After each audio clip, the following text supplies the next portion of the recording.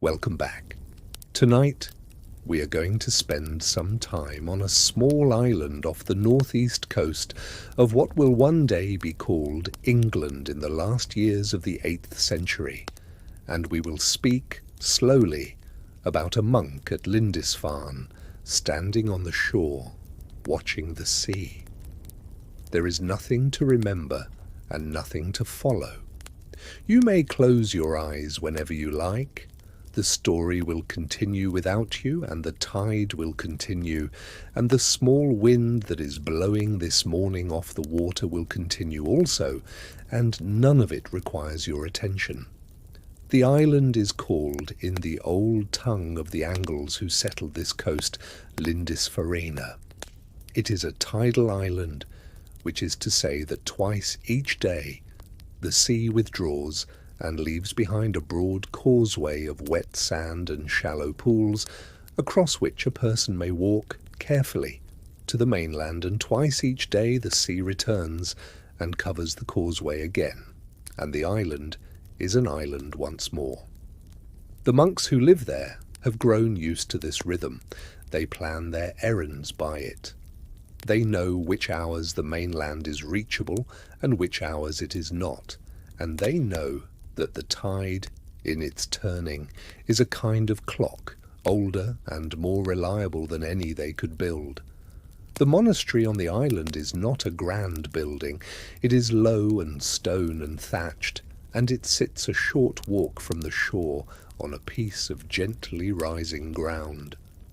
There is a church and a cloister of wood, and a row of small cells where the brothers sleep, and a refectory where they eat in silence while one of them reads aloud from the lives of the saints, and a kitchen where the porridge is stirred each morning in a great iron pot that has been there longer than any of them can remember.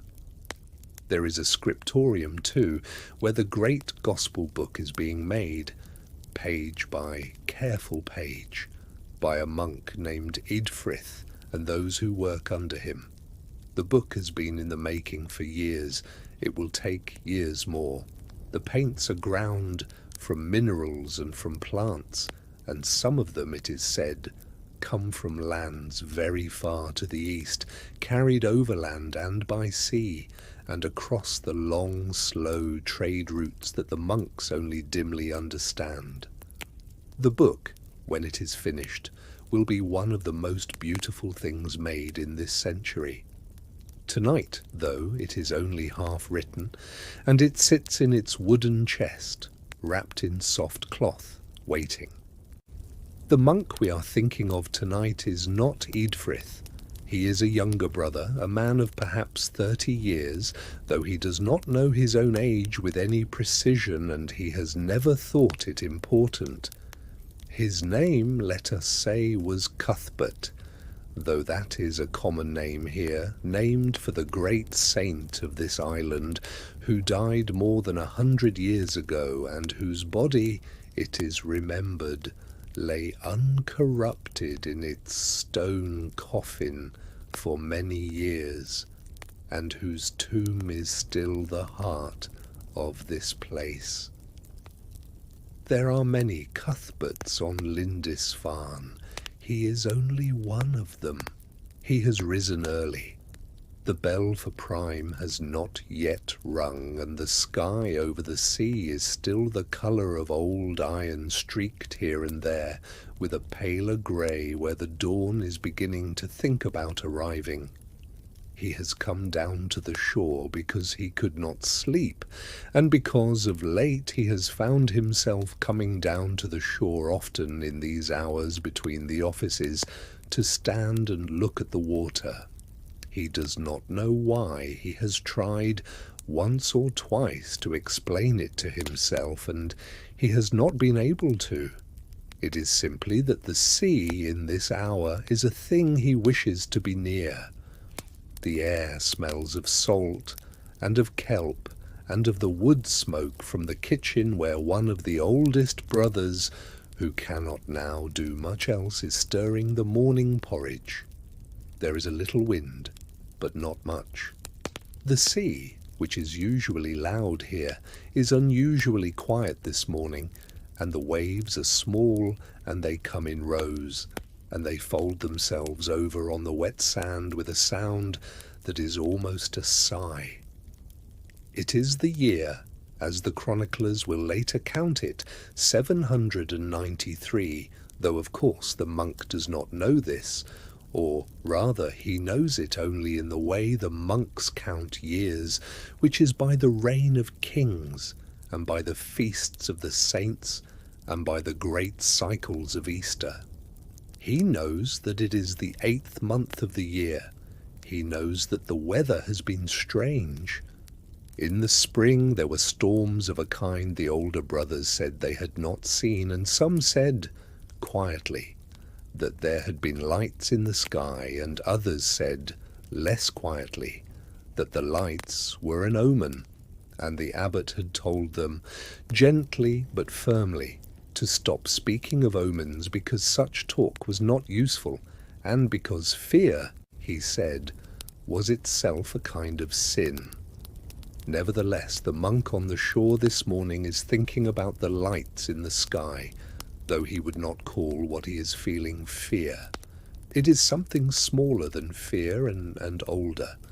It is the feeling of standing at the edge of a large and largely empty sea, and knowing that the sea contains many things that he cannot see.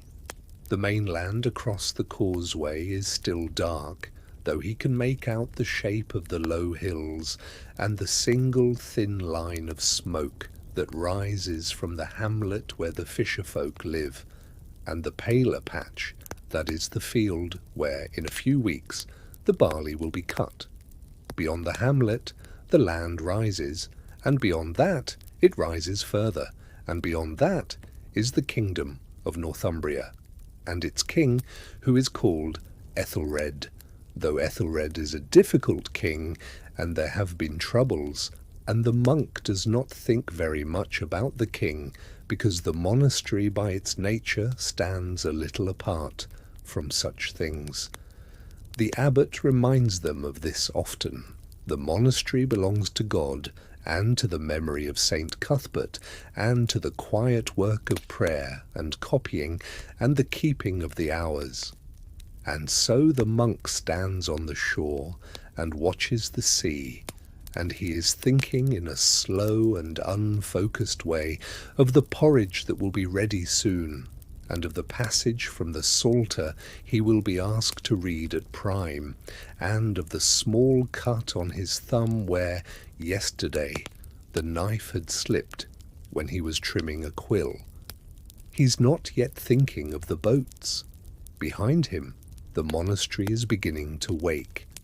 The bell has not yet rung, but there are sounds that precede the bell, and the brothers, who have lived here for a long time, know them without knowing that they know them. The sound of a door somewhere in the cloister being opened. The sound of the novice who sleeps nearest the kitchen coughing as he does each morning, because the damp air of this coast has never agreed with his chest. The sound of the sexton who is always the first to rise, drawing water from the well in the small yard behind the church, and the soft scrape of the wooden bucket against the stone rim of the well, and the soft splash further down when the bucket at last reaches the water. In the refectory the tables are being set for the first meal of the day. It will not be a large meal. It will be porridge, as it almost always is, and a little bread, and a little watered ale, and on certain days, when the fishing has been good, a few small salted fish from the stores. The monks eat in silence. One of them reads. The reading this week is from the sayings of the Desert Fathers, and the brother who has been chosen for the task has a soft voice that carries not very far, and the older monks, who are growing deaf, sometimes lean forward to hear, and sometimes give up, and eat their porridge, and do not mind very much. In the scriptorium, Edfrith has lit his candle, though there is already light enough to work by because he has grown used over the years to the particular quality of the candle's light on the surface of the vellum, and he feels that his hand is steadier when the candle is burning. He is working, this morning, on a page of interlaced pattern, a knot of ribbons and beasts that will, when finished, take up most of a page, and he is thinking only of the line his quill is drawing, and of the tiny space between one ribbon and the next, which must be exact, or the whole pattern will be wrong. The vellum he is working on has a long history of its own. It was, some months ago, the skin of a calf from a herd kept by a monastery further inland, with which Lindisfarne has a long friendship, and the skin was sent here as part of a larger gift, along with honey and a pair of iron hinges, and a book that was not needed there, but was needed here. The skin, when it arrived, was raw and folded, and one of the brothers, whose particular work is the preparation of vellum, had taken it in his hands and begun the slow process that makes skin into a page. He had soaked it for a week in a pit of lime and water behind the monastery, and the lime had loosened the hair, and the hair had been scraped away with a curved blade, and the skin had been stretched, then on a wooden frame, and scraped again and again, with finer and finer blades, until it was thin and even and pale and almost translucent when held against the light. It had taken him many days. He had not hurried.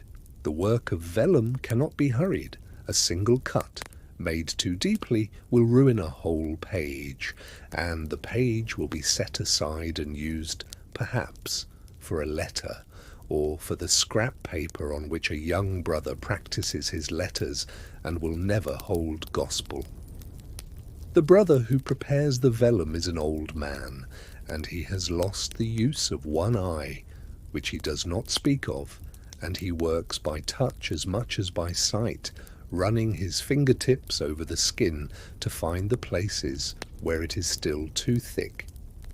And so the page that Edfrith is working on this morning, which he lifts gently now with the back of his thumb and turns to catch the candlelight, is already, before a single line has been drawn upon it, the work of many hands.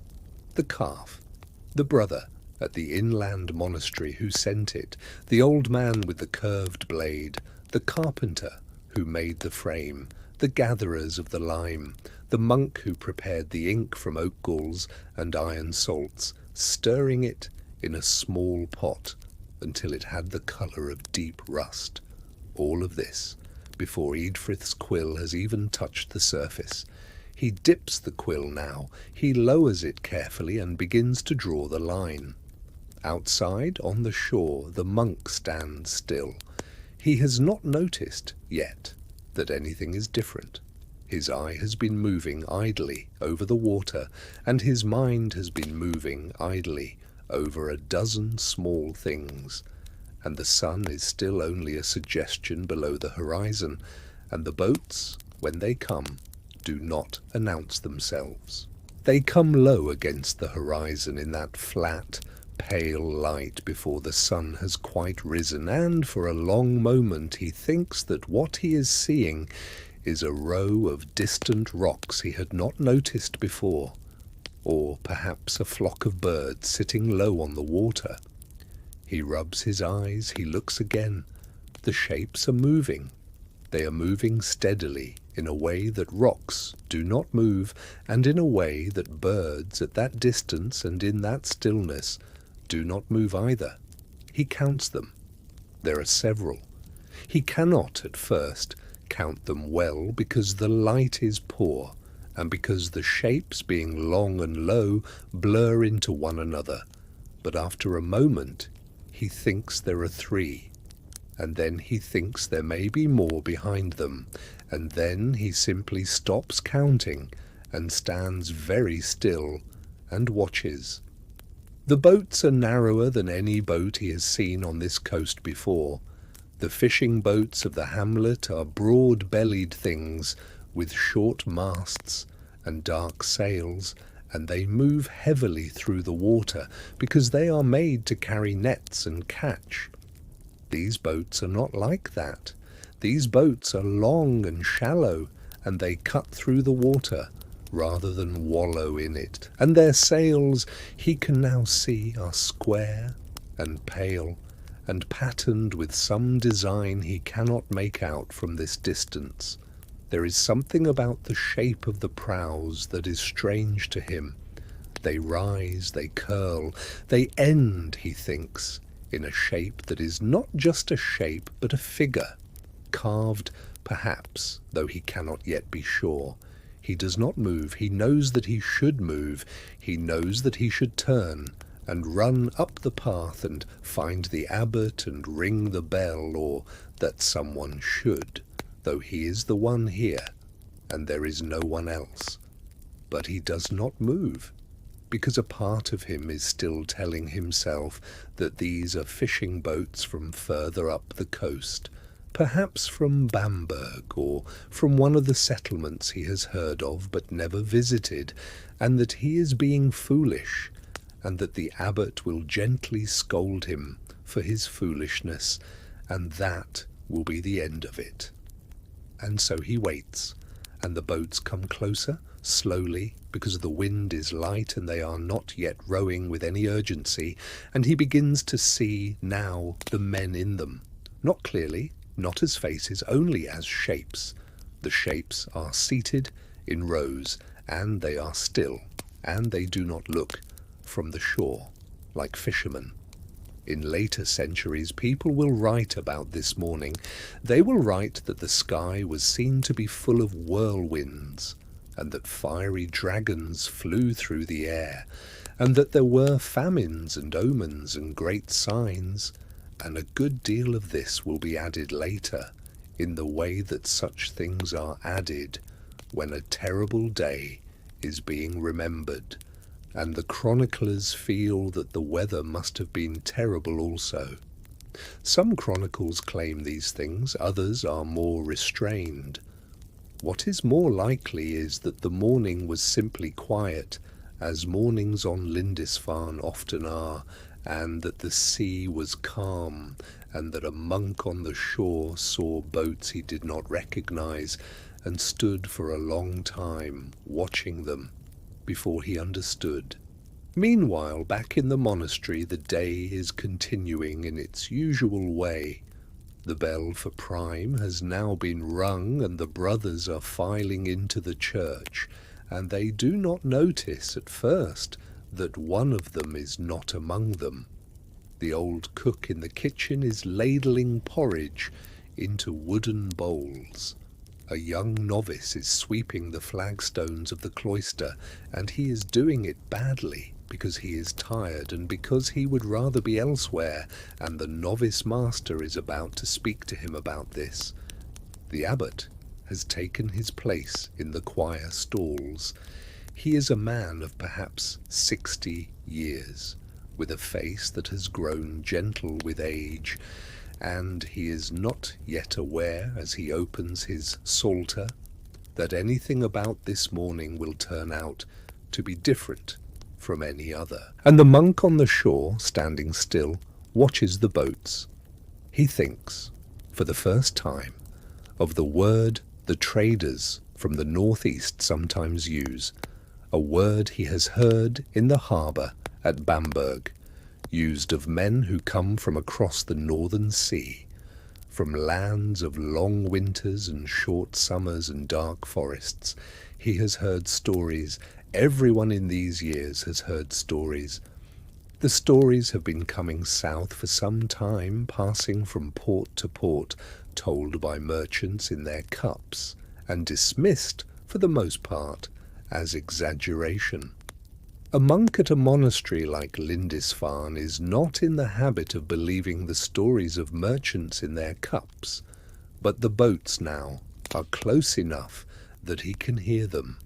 He can hear the soft knock of the oars which have just begun in the last moment to be taken up, and the splash of them as they find the water, and the low sound of a voice giving an instruction, and the sound is not a sound in any language he knows.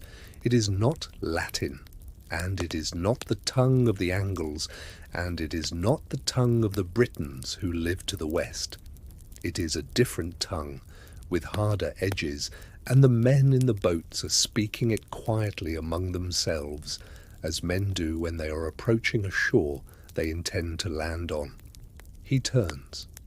At last, he turns, and he begins to walk, and then to run, up the path from the shore toward the monastery, and the small cut on his thumb, which had almost stopped hurting, begins to hurt again, where his hand grips the hem of his robe to lift it, and he is praying as he runs, though not in words, only in the shape of prayer, which is a shape he has known since he was a child.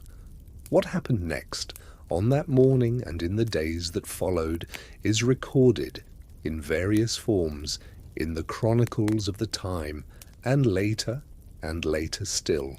And we will not dwell on it tonight, because this is a story about a quiet morning on an island and the sea, and a monk who stood for longer than he should have. The monastery was harmed.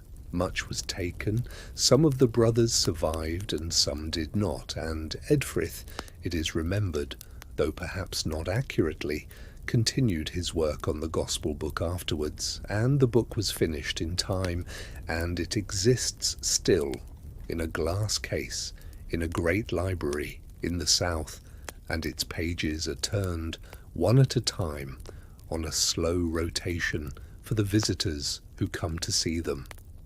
The interlaced pattern he was drawing that morning may or may not be among those pages. We cannot now tell. The book itself does not remember which pages were made before and which after. The monastery itself was rebuilt more than once over the long, slow centuries that followed. The monks returned. They left again. They returned. In time, the island became a place people visited rather than a place people lived, and the cells where the brothers had slept fell in, and the cloister of wood rotted and was not replaced, and the church, which had been rebuilt in stone, fell in its turn, and was rebuilt again, and fell again, and now only its low walls remain, standing in the grass, and the visitors who come to the island in the summer months walk among them, and touch the stones, and take photographs, and leave. The causeway is still there, the tide still comes and goes. The fisher folk of the hamlet across the water are long gone, and their children's children's children are gone too, and the barley fields have been ploughed and reploughed and turned back in some seasons to grass. The low hills are the same hills, the sea is the same sea. Of the monk on the shore we know nothing more. He does not appear by name in any chronicle. He is not one of the brothers who is later remembered. He may have been among those who survived, or he may not.